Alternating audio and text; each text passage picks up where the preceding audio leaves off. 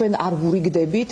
იმ დრაკონულ კანონებს, რომლებსაც ისინი იღებენ. ჩვენ არასამთავრობო სექტორის წარმომადგენლები ვიქნებით იქ ევროპის მოედანზე და ყველასთან ერთად კიდევ ერთხელ ვეტყვით მართლ პარტიას, რომ ჩვენ მათ ქმედებებს არ ვურიგდებით, ჩვენ არ გვეშინია და ჩვენ გავაგრძელებთ ჩვენს ბრძოლას. მოგესალმებით, როგორც მოგეხსენებათ, ბოლო რამდენიმე კვირის განმავლობაში ქართულმა ოცნებამ ერთპარტიულად დაჩქარებული წესით მიიღო ანტიკონსტიტუციური ცვლილებები გამოხატვის შესახებ კანონში და ადმინისტრაციულ სამართალდარღვევათა კოდექსში. რეალურად ამ ცვლილებებით შეიძლება ითქვას, რომ შეკრების და გამოხატვის უფლებები თითქმის აიკრძალა. მისი მნიშვნელოვანი ასპექტები, თუმცა ეს ჩვენ ვერ შეგვაშინებს, იმიტომ რომ ყველა ამ ქმედების მიზეზი არის ტერორი, რომ შეშინდეს საზოგადოება, რომ აღარ ქონდეს სურვილი ისარგებლოს მისი კონსტიტუციური და საერთაშორისო აღიარებული უფლებებით, ამიტომ დღეს ძალიან მნიშვნელოვანია ერთსულოვნება, ძალიან მნიშვნელოვანია სოლიდარობა და ერთობა და ხვალ ევროპის მოედნიდან თავისუფლების მოედნამდე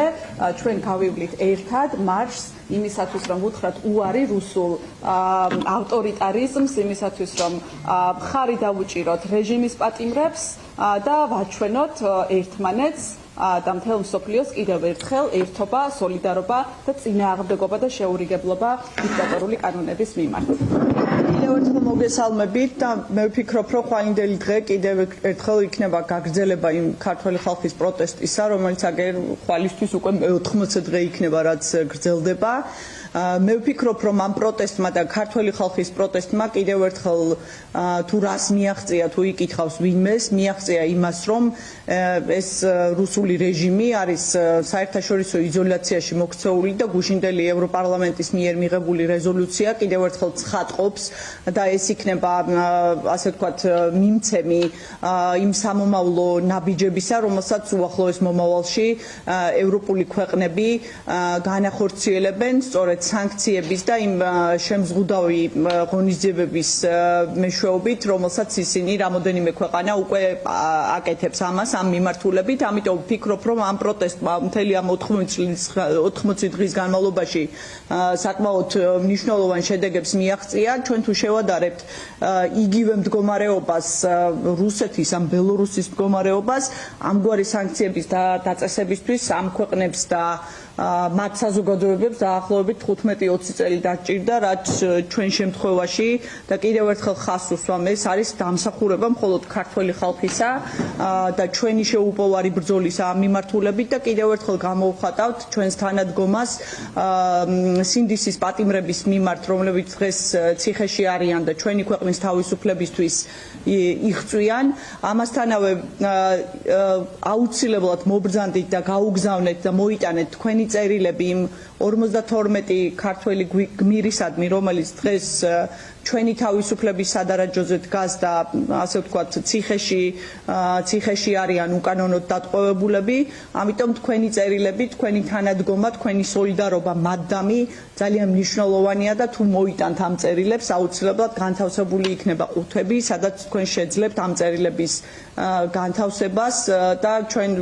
ყველაფერს გავაკეთებთ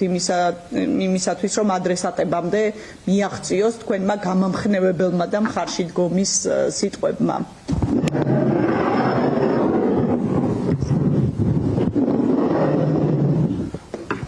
მოგესალმებით, მართლაც ბოლოდროინდელი საკანონმდებლო ცვლილებებით ეგრეთ წოდებულმა პარლამენტმა და ივანიშვილის რეჟიმმა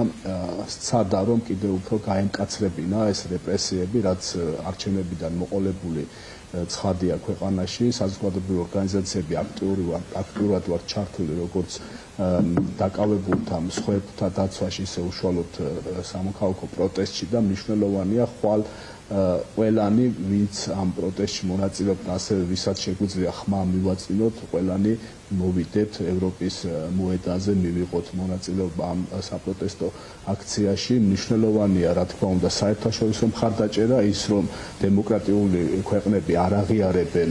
რუსულ რეჟიმს საქართველოში. გუშინდელი რეზოლუცია სწორედ ამის დასტურია, სადაც პირდაპირ სიტყვასიტყვით არის გამოყენებული ის ტერმინები, რასაც ჩვენ არჩევნების დღიდან მოყოლებული ვიყენებთ, რომ არალეგიტიმურია ეს ხელისუფლება, თვითგამოცხადებულია და ფაქტობრივად ეს წარმოადგენს რეჟიმს, რუსეთის დასაყრდენს საქართველოში და ცხადია, რომ მიუხედავად ესეთი უპრეცედენტო საერთაშორისო მხარდაჭერისა, მხოლოდ ქართველი ხალხის ბრძოლის შედეგად მივაღწევთ საბოლოო გამარჯვებას ამ რუსულ რეჟიმზე და ჩვენ სხვა უკან